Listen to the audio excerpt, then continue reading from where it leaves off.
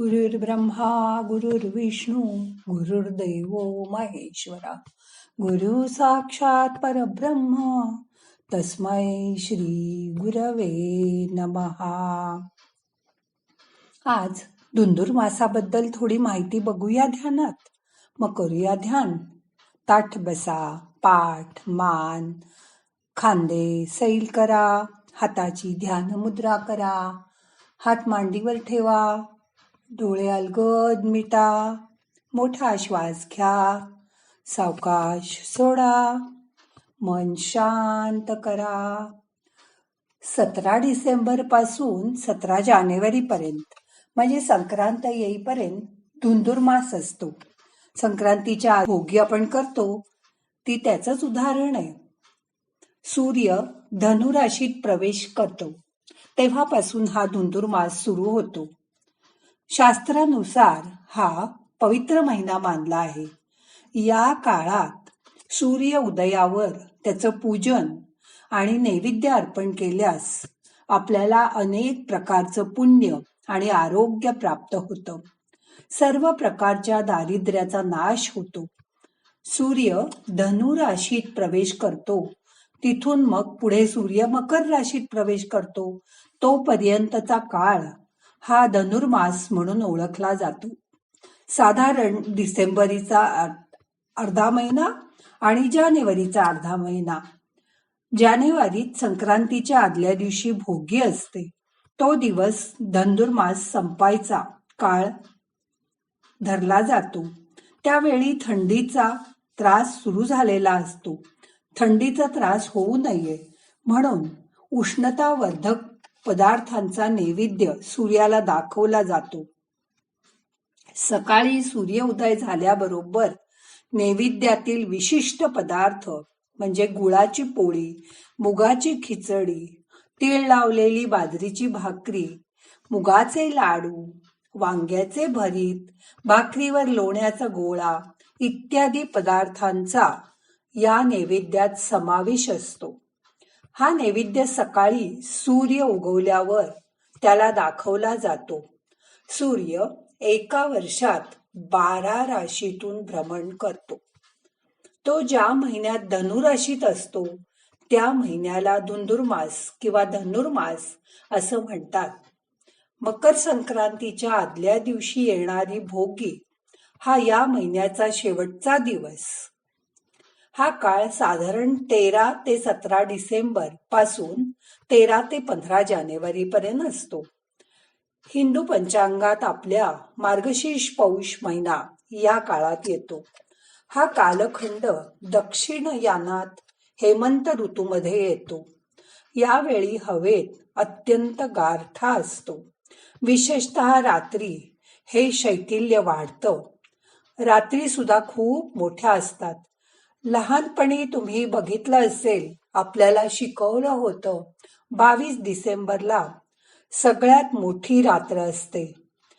यावेळी जठराग्नी सुद्धा शैथिल्यामुळे नाभिस्थानात कोंडला जातो आणि मनुष्याची भूक वाढते. थंडीत सतत खाखा झाल्यासारखं होतं. बलिनाः शीत सरोधात हेमंते प्रबोलानल भवंती. याचा परिणाम असा होतो की मनुष्याला सकाळी उठल्या उठल्याच भूक लागते. आयुर्वेदात असं सांगितलं आहे, दैर्घ्यात निशानाम एतर्हि प्रातः एवं बुभुक्षितः. आरोग्याचा नियम असा आहे की भूक लागल्याशिवाय खाऊ नये, पण भूक लागल्यावर मात्र खायला विलंब करू नये. भूक लागल्यावर जर अन्न पोटात गेलं नाही तर त्याचा परिणाम अल्पेन धत्तो धान्तुसः पचेत. अग्नीला इंधन हवं असतं, ते जर मिळालं नाही तर अग्नी विझून जातो. जठराग्नीचं इंधन म्हणजे आपण खात असलेलं अन्न. अग्नी प्रज्वलित झाल्यावर ते त्याला मिळालंच पाहिजे. न मिळेल तर तो रस, रक्त इत्यादी धातूंचा नाश करतो आणि मग आपल्याला थकवा जाणवू लागतो. वजन कमी होतं. हे सगळं टाळायचं असेल तर अग्नीला त्या त्या वेळी इंधन पुरवलं पाहिजे. म्हणजे धनुर्मासात प्रातः एवं सूर्योदय झाल्याबरोबर आहार करणं इष्ट आहे.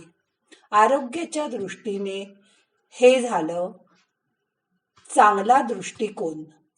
याला संस्कृतीत कसं महत्व आहे ते पण बघूया.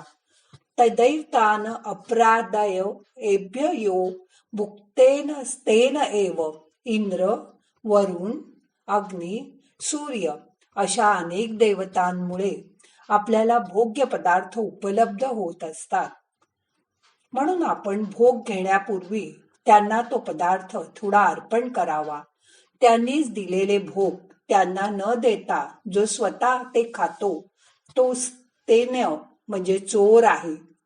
धनुर्मासात सकाळी सकाळी कितीही कडकडून भूक लागली असली तरी ताजं गरम अन्न त्याचा आधी सूर्याला नैवेद्य दाखवून अर्पण करावे आणि मगच ते खायला घ्यावे अशी परंपरा आहे. धनुर्मास हे महिनाभर आचरण्याचं एक व्रतच आहे असं म्हणानं.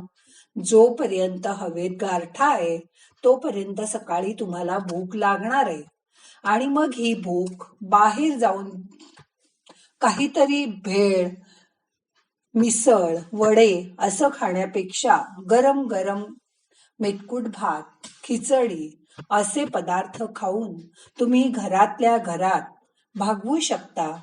म्हणून घरात केलेले पदार्थ सकाळी गरम गरम खाणं हा धनुर्मासाचा मूळ उद्देश आहे. आणि हे एक आरोग्यशास्त्र व धर्मशास्त्र यांचं सुंदर मेळ घालणारं धुंदुर्मास व्रत आहे. तुम्ही पण करून बघा, जमेल तुम्हाला. आता 2 मिनिटं शांत बसा.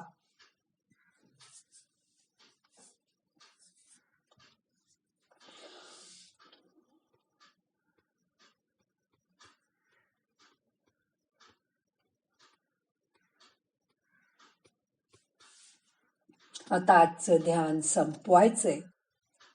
प्रार्थना म्हणूया. नाहम करता हरि करता, हरि करता हि केवलम. ओम शांती शांती शांती.